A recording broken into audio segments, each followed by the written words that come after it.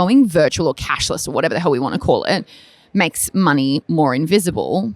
But actually what we talked about on the panel was actually it's more visible because there's an audit trail. There's, a lot of opportunity for us to go back and review our spending, to look at categorization of spending through the apps. The challenge is most people don't do that. Yeah, it's like it's invisible with an asterisk. Yeah, it's like the tangible versus the visibility, I think, is what we decided was important to understand the difference between. I think when you're paying with cash, you have no choice but to accept, like to sort of see that you've lost something.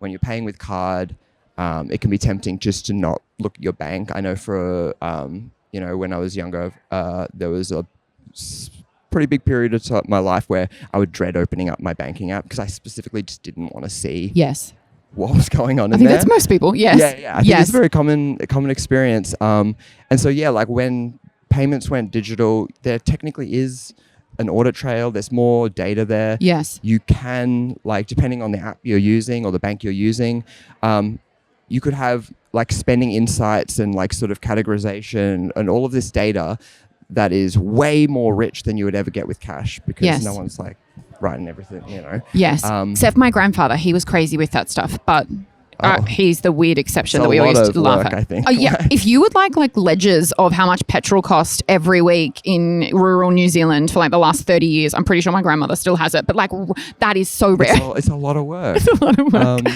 But yeah, so I think it could be. I think digital payments can be. You can be more aware. You can have a lot more information. It's just that you now have to kind of be actively sort of looking at it. Yes. And a lot of people just don't. It's very easy to ignore it. This feels like such a paradox to me because cash gives us this sense that, holy shit, we're actually swapping or losing something. There's huge benefit there.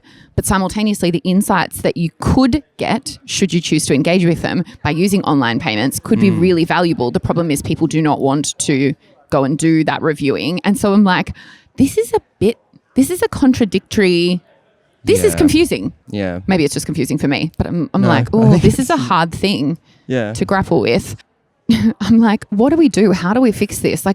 Is there is there a way that we can spend virtually and still have that feeling of loss aversion? Is there a way that we can psychologically do? Am I asking our brains to evolve really quickly, or is there a way that this can happen? I think there are tools the great thing about software is it's kind of magic. You can kind of do whatever you want with it. And so if you just have the right tools or the right sort of systems in place to sort of kind of force that awareness, then you can keep it visible. You can make it really visible. And I think the most obvious one for me, and it's something that, as a user, I'm an upsider. What does that mean? A customer of who uses Up as their bank. Yeah. Very quickly get used to the fact that when we pay, if you pay for something with Up, you get a little notification saying, hey, you just spent this much money at this place and this is how much money is left in your account. And a lot of banks are doing this now, but not all of them. And that just to me is such a low-hanging fruit for maintaining that some amount of awareness of your spending when you're paying digitally. It's not exactly the same, but it does still at least keep you aware of that really important reference point of this is how much money you have left in your account. Because I just remember having that experience back in the day of not looking at my bank, head in the sand, ostrich, head in the sand. I don't want to see it. I'm just tapping my card, and at some point I'll tap, and it's declined, and I'm looking at the person, and I'm just so embarrassed. And it's but it'll happen all the time because of course it does. I'm not looking at how much I have left in the account. I'm not keeping that sort of reference point in mind. Whereas this is forcing that visibility. Yeah, a little bit. I mean, and you can still look at it, so it's not perfect, but it's better than nothing. Yeah, it's also hard though because it's after the fact. And so I wonder for many how much awareness it brings and changes for future instances, or whether it actually brings guilt. Wonder if that notification is oh, Jesus, I got spendy again last night. I think that's an interesting thing to ponder in terms of, does that guilt then help people make those, big decisions around reflection and behavioral change and, deep digging of insights. Most of the time we are just trying to like run away from our thoughts and not have to deal with them. But it's really hard as well because like you don't, as a bank, you guys aren't, well, maybe everyone's watching, but like you don't know before someone's trying to buy whether to give them that little pop-up, right? So it happens after the fact. Yeah, that's true. Although we do have other things in place to sort of like, so the notification's one thing, and I personally think that every bank should do this. Like it's so easy. Just send a notification.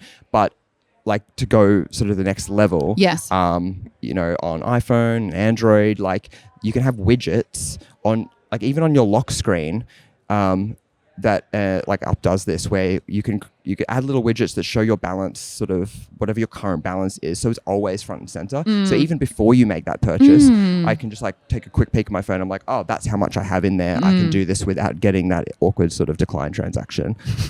Scurrying out of a store. Honestly, that's like I just really don't want to. It's so embarrassing. No one wants that. No one wants that. Yes. No one wants that. So there are ways to bring in some of the things that we like about physical money in an online world. Yeah, I think so.